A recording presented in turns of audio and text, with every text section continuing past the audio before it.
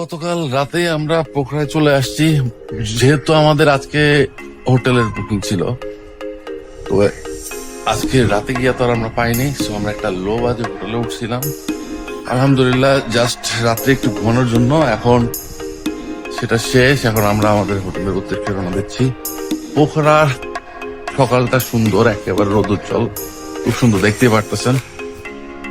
Hopefully আজকের ওয়েদারটা এরকমই থাকবে, তাহলে আমাদের জন্য ভালো। দেখা যাক পোখরা কিরকম, পোখরা শহরটা কিরকম। আমাদের হোটেলটা হোয়াইট পার্ল, এখানে অলরেডি চলে আসছে, সামনে হোটেল। এখন হোটেলের ভিতরে ঢুকি, দেখে তো ভালো মনে হচ্ছে। এখানে অনেকগুলো, এই পুরাটাই হলো আপনার হোটেলের পাড়া বলতে গেলে। এখানে সব ভালো ভালো হোটেল এখানে পাবেন।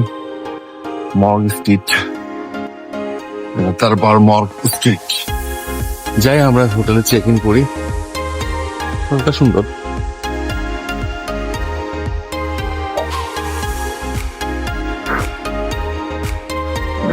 চলে আসছি, ব্রেকফাস্ট করতেছে।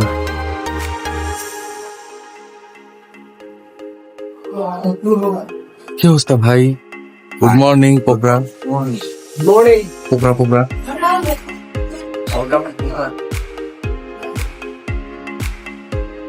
পোখরায় আমরা উঠেছিলাম হোয়াইট পার্ল নামের একটি হোটেলে, যেটা বিরাহিপাত লেক সাইড রোডে অবস্থিত।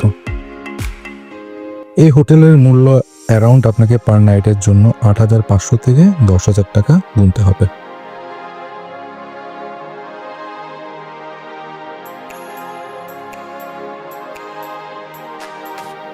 হোটেলটির মান অনেক ভালো, 4 স্টার মানের এই হোটেল পোখরা শহরের অন্যতম একটি।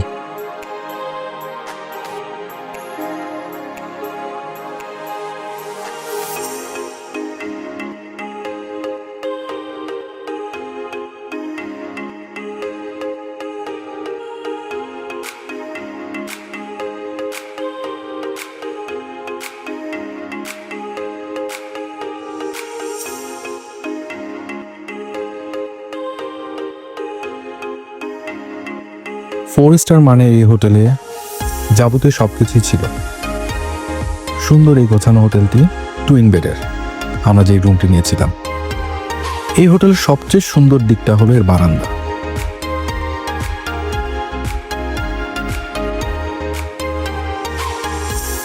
বারান্দা থেকে আপনি যখন তাকাবেন, নীল আকাশ সাথে সুন্দর মাউন্টেন, অদ্ভুত লাগবে হোটেলের রুম থেকে আপনার এই দৃশ্য দেখতে।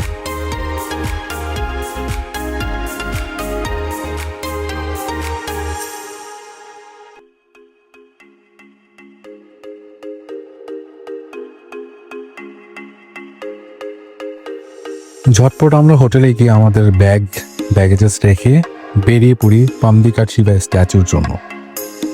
আমরা ওখানে গিয়ে পরবর্তী নাস্তাটা করব।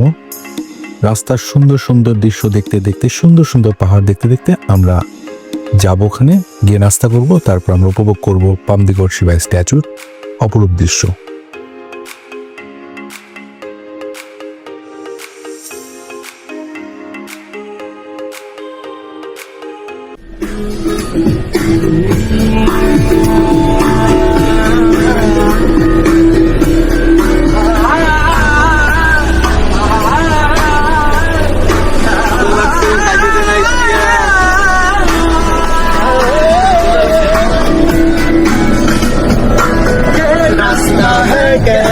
अब मुझसे मिलने को है कोई कहीं अब मुझसे ये रास्ता है कहना अब मुझसे मिलने को है कोई कहीं अब मुझसे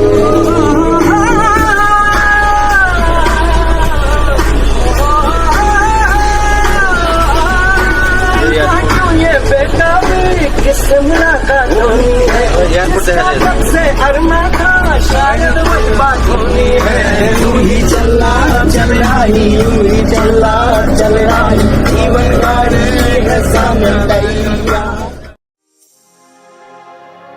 এভাবেই রাহিদের নিয়ে চলতে থাকলাম পোখারার পাহাড়ে পাহাড়ে।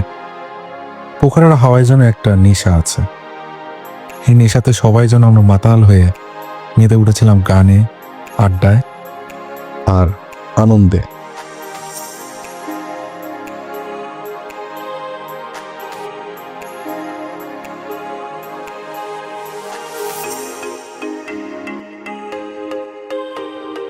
পোখারায় আমরা চলে আসলাম। পোখারায়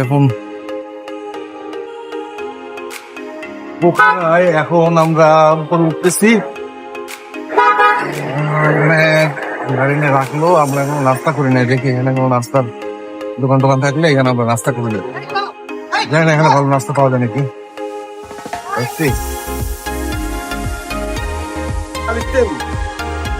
এখানে একটা মালিশ তেলের জারিবুটি তেল।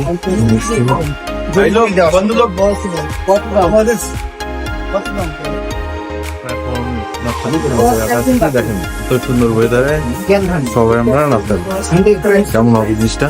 একটা হইলো মিক্স পাস্তা, একটা মিক্স পাস্তা ফার্স্ট। হ্যাঁ, এখানে বসে নাস্তা। তারপর হলো আমাদের কামরুল ভাই অত্যন্ত ক্ষুধা লাগছে, মুলার জুস দিয়ে ভাত খাচ্ছে। সে পুরো ভেজ হয়ে গেছে, নন ভেজ খাবে না। রাত্রিবেলায় নন ভেজ দিদি।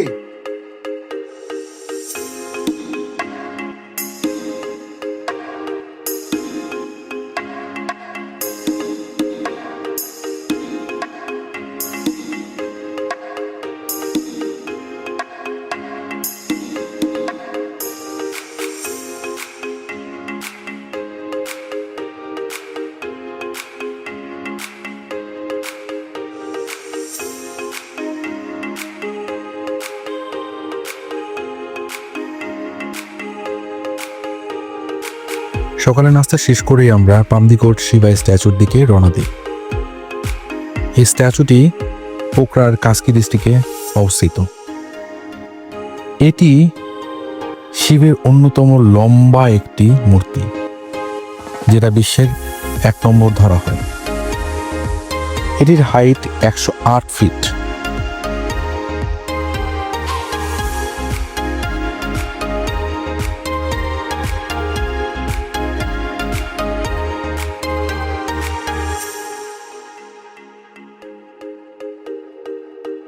সমুদ্রপৃষ্ঠ থেকে 1500 মিটার উপরে এই মূর্তিটির অবস্থান। সনাতন ধর্মাবলম্বীদের জন্য এই স্থানটি অনেক বেশি পবিত্র।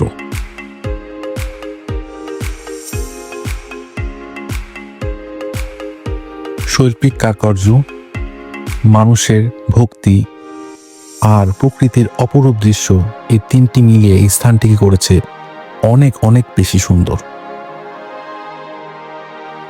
যারাই নেপালে আসবেন অবশ্যই এই জায়গাটিকে ভ্রমণ করবেন।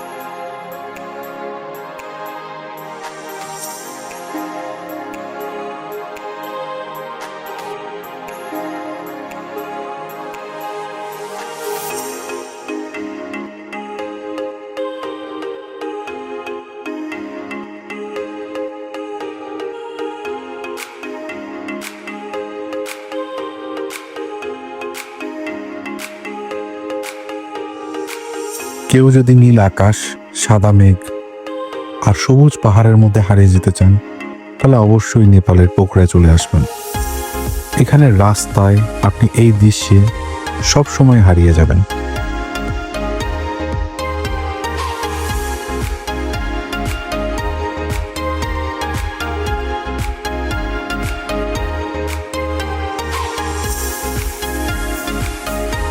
এই জায়গাটা একটা জায়গা, এখান থেকে ফুল পোখরা সিটিটা দেখা যায়।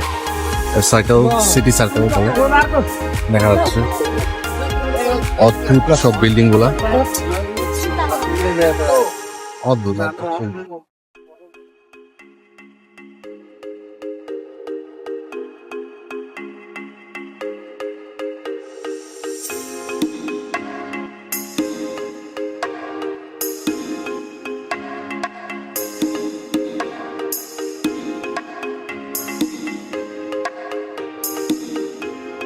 এই যে আমরা পাহাড়, লেক আর পাহাড়ের একটা সমন্বয়, অস্থির অস্থির। পাহাড় যারা ভালোবাসেন তাদের জন্য নেপাল ফরজ। নেপাল হলো পাহাড়ের দেশ, তো নেপালে যারা মানে পাহাড় পছন্দ করেন তারা লাইফে একবার হলো নেপাল আসবেন। আর নেপালের সবচেয়ে বড় সুন্দর একটা জায়গা হলো পোখরা। সব জায়গায় সুন্দর, পোখরাটা একটু স্পেশালি সুন্দর। আর এখানে অনেক ধরনের অ্যাক্টিভিটিস আছে, লাইক প্যারাগ্লাইডিং আছে, আপনার হট ব্যালুন আছে, বাঞ্জি জাম্পিং। সো এই পোখরাতে কিন্তু আপনাদের এই জিনিসগুলো করতে হবে। সুন্দর কিন্তু দেখেন জায়গাটা, অনেকক্ষণ টাইম স্পেন্ড করতে পারবেন, যদি আমরা পারি না তারপর। ওয়াও,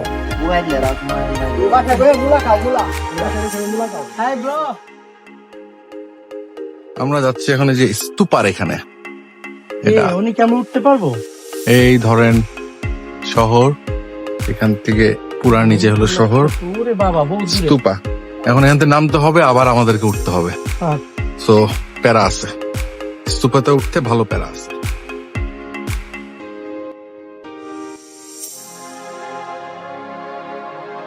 আমরা স্তূপাতে যাব, অসম্ভব সুন্দর।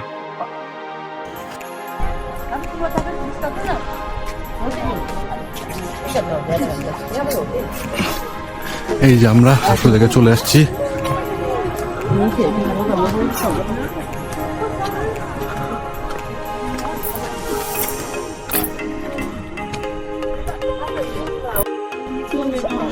এটা বেসিক্যালি হলো বৌদ্ধদের মন্দির।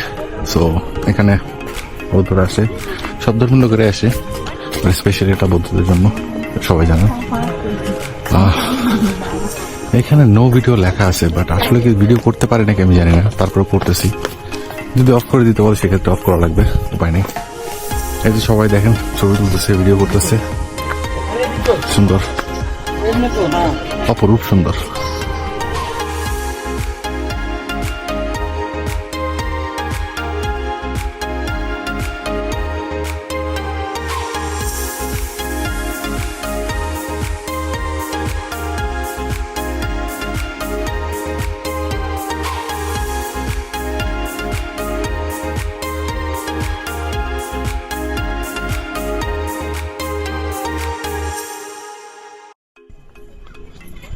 এখন আমরা নেমে যাচ্ছি, সামনে অদূরে দেখা যাচ্ছে পোখরা এয়ারপোর্ট, আপনারা হয়তো দেখতে পাচ্ছেন। আস্তে ধীরে নামবো, খাড়া সিঁড়ি মোটামুটি, নামতে সমস্যা হয় না, উঠতে আসলে সমস্যা। সো নামি, নেমে তারপরে কথা হবে।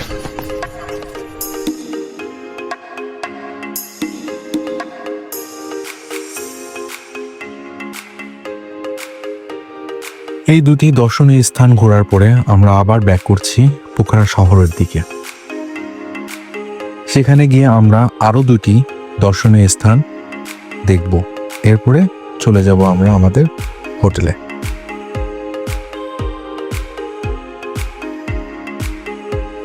চলে আসছি কেভে।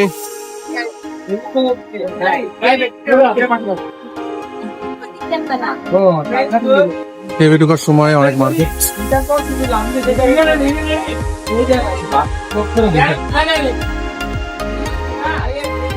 আজকাল নেপালে জিনিসপত্রের দাম ভালো, কেউ যদি মনে করে থাকেন কম, তা না। ওরা অ্যাকচুয়ালি ইন্ডিয়ার থেকে কিনে এনে এখানে বিক্রি করে, সো ওদের এখানে জিনিসপত্রের দাম বেশি। এই হলো কেভের ভিতরে, এখানে টিকিট কাটতে হয়। এখানে আমরা এখন টিকিট কাটছি।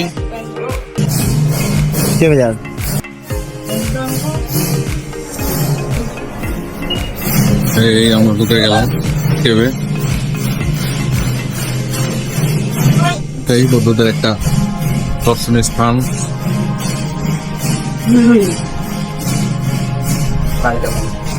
বাইরে না তো এদিকে না ভাই, এদিকে আছে এদিকে না বাইরে এই হলো কেভ।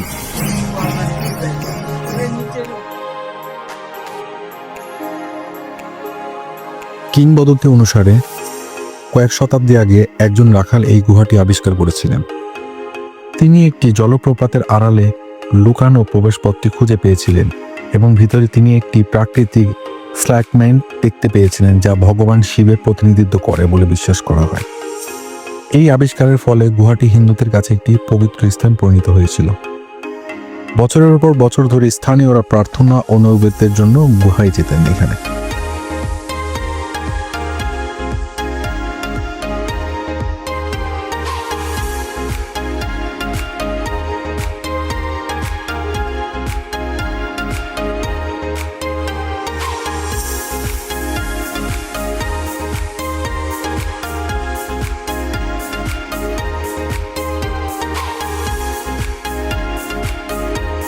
এই কেভ গুহা, এটা হিস্ট্রি।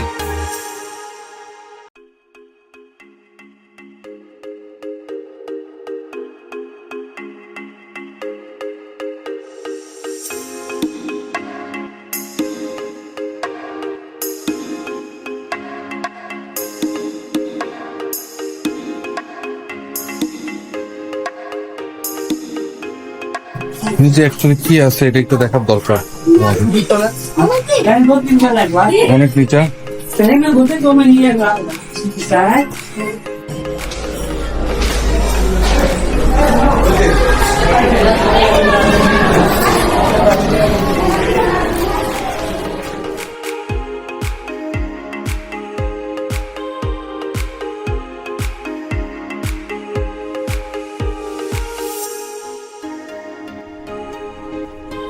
এটা হলো ডেভিলস ফল।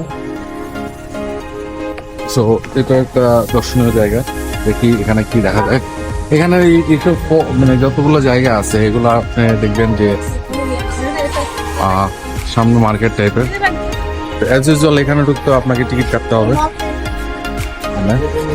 কত করে ওখানে লাগেছে 50 নেপালি রুপি। তো এখানে কত লাগে দেখা যায়। এখানে একটা ফলস আছে, ঝর্ণা আছে, এরকম দেখা। এখানেও 50 rupee probably. Nepali citizen 100 rupee foreign phone. আমাদের জন্য 100, নেপালিদের জন্য 50। যেহেতু নেপালিদের এখন হলিডে, সো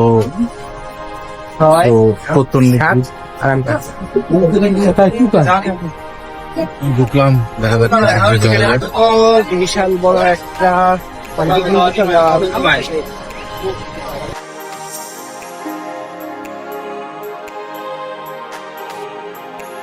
পোখরার ঠিক 4 কিলোমিটার পাশে অবস্থিত ডেভিস ফলস।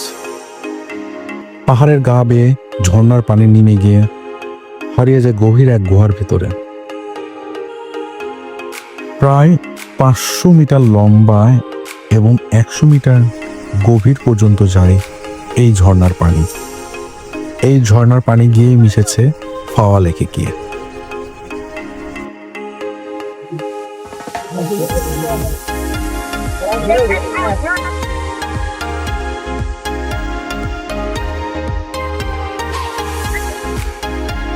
এই এখানে ফলের গাছ চলে আসছি। এটা হলো ডেভিস ফল, পোকরার একটি অন্যতম ফল। ছোট হইলেও ফলটা আপনার যেটা দেখা যাচ্ছে পানির ব্রেকটা যেরকম নেপালে প্রচুর পরিমাণে বৃষ্টি হয়, পাহাড় আছে, তো পানির ব্যবস্থা বেশি।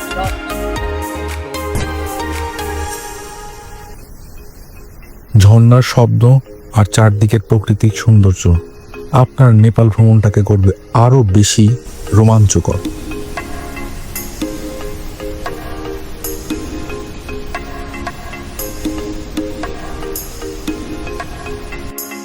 ডেভিস ফল থেকে বের হয়ে আমরা আবার বেরিয়ে পড়ি আরেকটি দর্শনীয় স্থান দেখার জন্য। জায়গাটি হলো ঝুলা, মানে একটা ব্রিজ। আর একটা জায়গায় চলে আসছি, ঝুলা নাম, বেসিক্যালি একটা ঝুলন্ত ব্রিজ। আমরা এর আগের দিন যে ঝুলন্ত ব্রিজে গেছিলাম নাগরকোটের ওদিকে, ওখানের ওটার মতোই, বাট ওটা যেটা ছিল সেটা হলো ওটা স্টিল ছিল, মানে খুব স্টেবল ছিল, বাট এটা খুব নড়ে চড়ে। সো এখানে গিয়ে আমরা একটু ঝুলা ঝুলবো, তারপর আবার ব্যাক করবো। সো দেখা যাক কিরকম ঝুলতে পারি।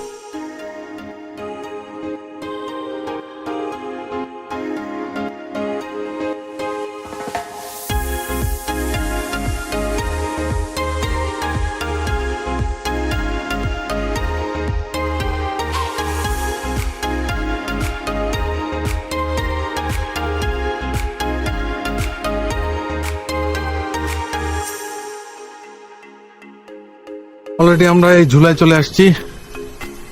অনেক লম্বা, অনেক লম্বা ব্রিজটা, দেখলেই বুঝতে পারবেন অসাধারণ একটা।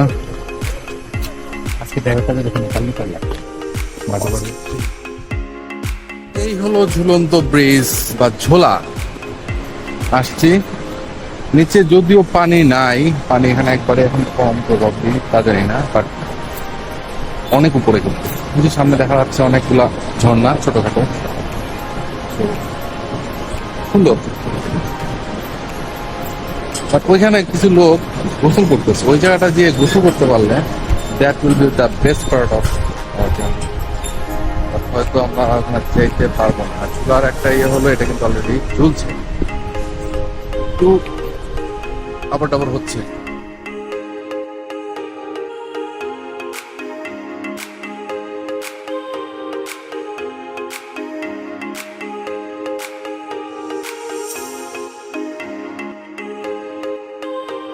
সকাল পেরিয়ে দুপুর, দুপুর পেরিয়ে বিকাল হয়ে গেছে, কিন্তু এতটাই আমরা ঘোরায় মগ্ন যে আমাদের দুপুরে লাঞ্চ করা হয়নি, এটা আমরা ভুলেই গিয়েছি। তাই আমাদের এবারের গন্তব্য ফাওয়া লেক, যেখানে লেকের অপরূপ সৌন্দর্যের সাথে সাথে আমরা দুপুরের লাঞ্চটি করে ফেলবো। একটা জায়গায় চলে আসছি, এখানে আমরা এই সুন্দর মুহূর্ত উপভোগ করবো, সাথে আমরা লাঞ্চটা করে ফেলবো।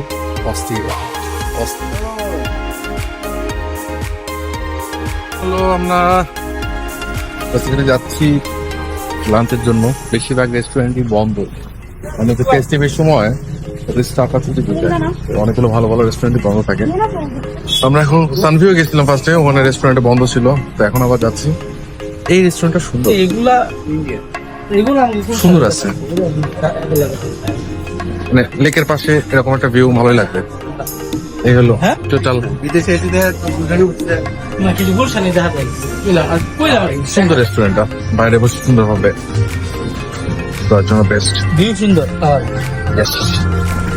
সবাই একসাথে বসতে পারবো না, আমরা একটু ভাগে ভাগে বসি। চিপাচিপি হবে ভাই। আপনারা যারা নেপালের পোখরাতে ঘুরতে যাবেন, তারা একবারের জন্য হলেও প্লাম বিচ রেস্টুরেন্টে যেতে পারেন।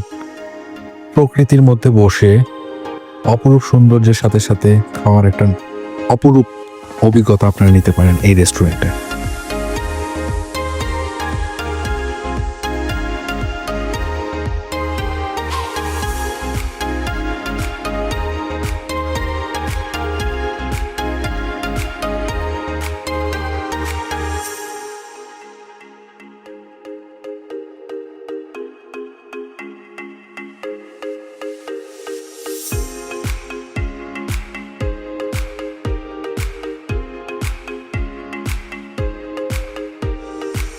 খাওয়া দাওয়া শেষ করে এখন আমাদের গন্তব্য হোটেলের দিকে। আজকে সারাটা দিনই ছিল পোখরার রাস্তায় রাস্তায় পাহাড়ে পাহাড়ে ঘোরা, তবে আজকে কিন্তু শেষ নয়, আরো ঘোরা আছে আগামী দিন। এখন আমরা ডিনারের জন্য আসলাম, ডিনার করব।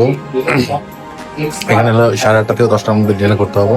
সো আমরা এখন চলে আসছি ডিনারে দেখা যাক কি কি করায়, বাট ডিনারটা আমাদেরকে কমপ্লিমেন্টারি দিচ্ছে আমাদের যে ট্রাভেল এজেন্সি মাধ্যমে আসছি বোর্ডিং ফ্রি, ওরা আমাদেরকে কমপ্লিমেন্টারি ডিনার দিয়েছে। যে কয়দিন আমরা হোটেলে থাকবো সেই কয়দিন আমাদেরকে ওরা ডিনার করাবে। সেটা একটা ভালো একটা ডিল। সো আপনারা যদি এরকম ডিনার এই ধরনের ডিল পাইতে চান, নিকট আসতে চান, তাহলে অবশ্যই বোর্ডিং ফ্রি এর সাথে যোগাযোগ করবেন। আর দেখা যাক ডিনারে কি কি আছে।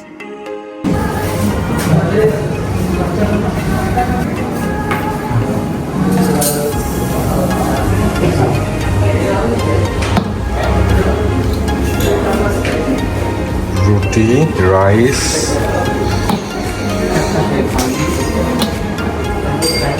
প্রবাবলি এটা ডাল,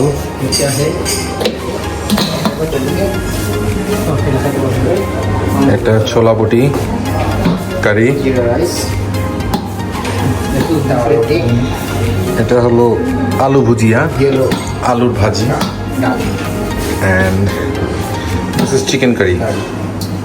So this and lastly ফাঁকা।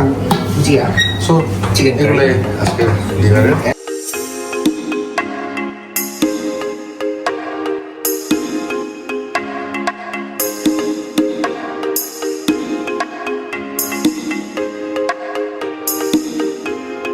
আজকের দিনের জন্য বিদায় জানাতে হচ্ছে, তবে আগামীকাল থাকছে পোখরার আরো অনেক সুন্দর সুন্দর জায়গা এবং সাথে থাকছে অ্যাডভেঞ্চার অ্যান্ড অনেক অ্যাক্টিভিটিস।